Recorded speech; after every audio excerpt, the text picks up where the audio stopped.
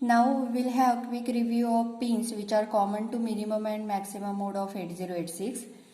AD0 to AD15, these lines are multiplexed, means same lines are used to carry address as well as data. Normally 4 cycles are taken by processor to perform read or write operation. From these 4 cycles, in first cycle address is provided to the processor from which data could be fetched or data can be written to. This address is held by latch on receiving address latch enable signal, and in remaining cycles data get carried by these lines. A16 to A19, these lines are multiplexed with status lines. S4 and S3 of which are used to decode the segment. 00 on S4 S3 indicates extra segment. 01 indicates stack segment. 10 indicates code segment, whereas 11 indicates data segment. Then coming to the BHE bar. BHE bar in combination with A0 selects odd or even or both banks to transfer or receive data. Then when processor receives interrupt request through interrupt pin INTR pin, it get acknowledged by INTA bar signal. If interrupt is non-maskable, NMI stands for non-maskable interrupt. If the non-maskable interrupt request get received by processor, then processor cannot ignore it.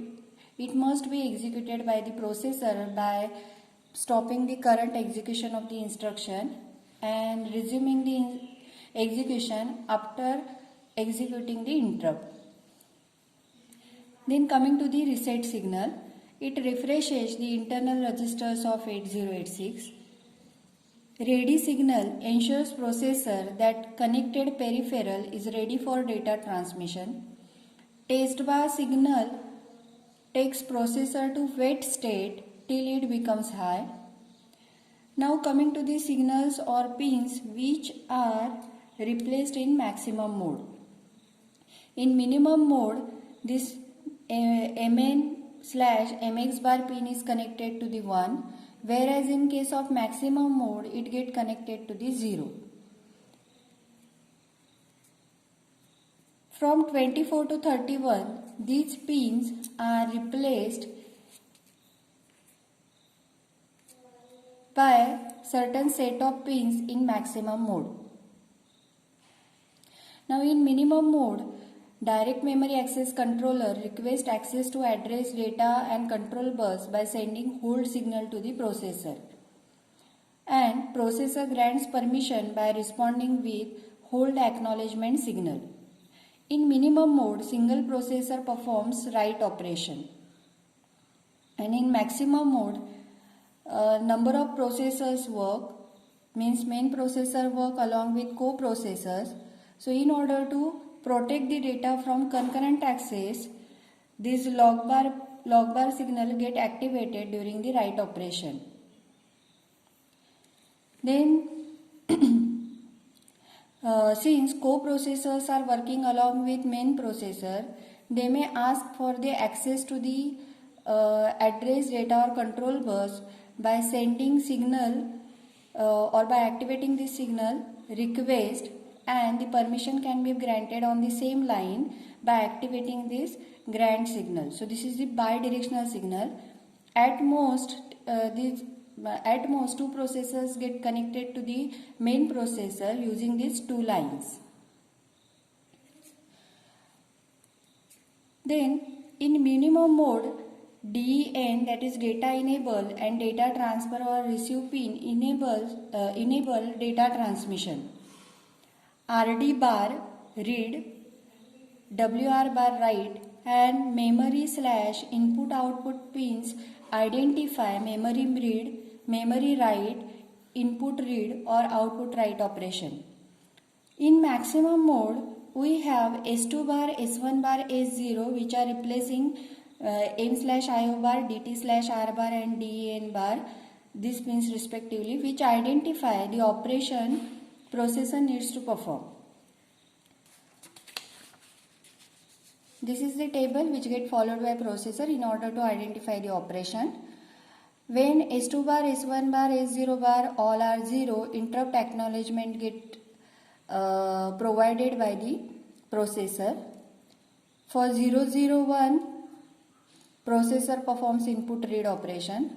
For 010 combination, processor performs write operation on the output device. For 011, processor goes in halt state. Then 100, on getting 100 combination, processor fetches the instruction and stores it with the instruction queue. When it finds 101 on these lines, it performs memory read operation. For 110, it performs memory write operation. And for 1-1 combination, it remains in passive state. Then coming to the ALE and INTA bar interrupt acknowledgement signal replacing QS0 and QS1 signals. Now this QS1 and QS0, these are indicating the queue status. When both are 0, no operation get performed by the processor. It remains idle. When it finds 0 on these lines, the first byte from the instruction queue get fetched. On finding 10, the processor understands that queue is empty. When it finds 11, it informs processor that subsequent byte is fetched. Means it is not the first byte or it is not the last byte. Now read bar, write bar and M/IO bar, these lines indicate which operation is to be performed. Memory read, memory write, input read or output write. Okay. And the same functionality is offered by the combination of S2 bar, S1 bar and S0 bar. Okay. Then hold and hold acknowledgement, these are replaced by the access request sent through RQ line and grant permission received by the GT line. Then interrupt acknowledgement, this operation is also identified from the combination of S2 bar, S1 bar and S0 bar.